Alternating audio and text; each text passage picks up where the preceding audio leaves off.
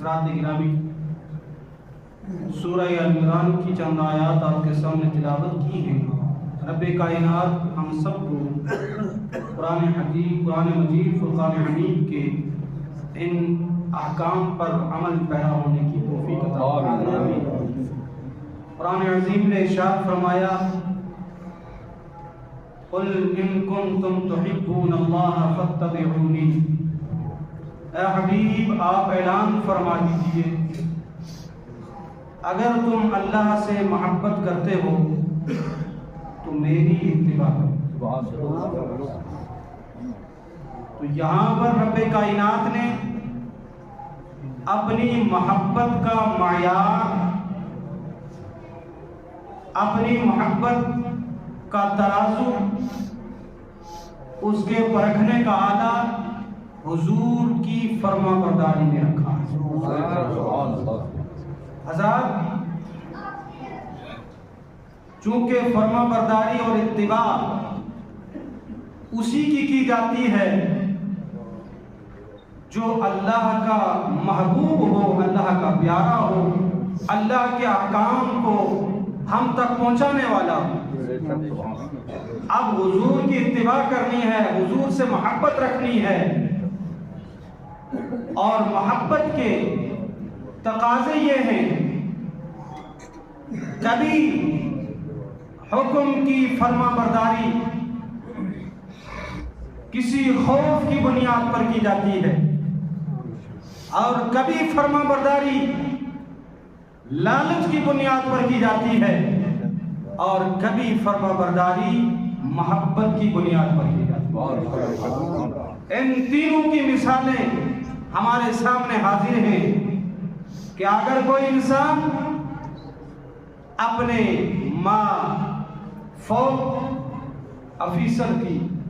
اتباع کرتا ہے، اس کی فرما برداری کرتا ہے، اس کے حکم کو مانتا ہے، اس لیے مانتا ہے کہ ڈر ہے اس کو کہ اگر میں اس کے حکم کو نہیں مانوں گا تو یہ مجھے نوکری سے برخاست کر دے گا، یہی ہے نا۔ اور کبھی فرما برداری، حکم کا ماننا لالچ کی بنیاد پر ہوتا ہے، جیسے کہ کوئی نوکر اپنے غلام کی اتباع کرتا ہے، اس کی فرما برداری کرتا ہے اس لیے کہ اس کا مالک ہے۔ اور ظاہر سی بات ہے یہ دو قسم کی فرما برداریاں ناقص ہیں، ادھوری ہیں،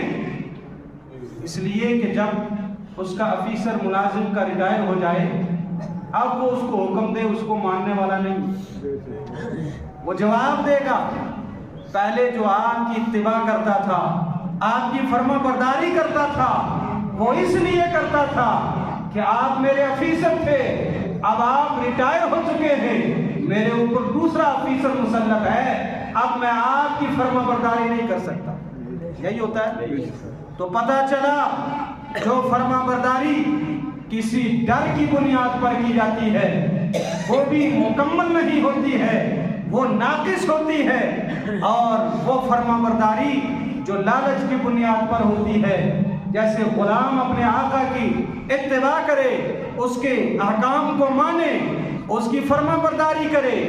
اس کو لالچ ہے کہ مجھے مال ملے گا، میری پرورش ہوگی۔ اب اگر غلام کو اللہ نے اتنی دولت عطا فرما دی کہ وہ غلامیت کا پٹا اس کے گلے سے نکل گیا، اب وہ اس کے بعد اپنے مولا کی فرما برداری کبھی نہیں کرے گا۔ مولا ایسا ہے کہ نہیں؟ یہ دونوں مثالیں آپ کے سامنے حاضر ہیں، اور ایک تیسری مثال ہے اپنے والدین کی فرما برداری۔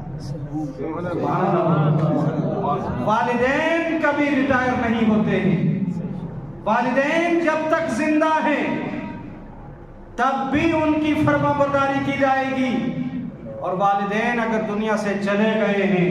پھر بھی ان کا فیض، ان کی دعائیں اولاد کے حق میں رہتی ہے۔ سبحان اللہ، سبحان اللہ۔ اور فرمایا والدین سے زیادہ حق ہے رسول کائنات صلی اللہ علیہ وسلم کا۔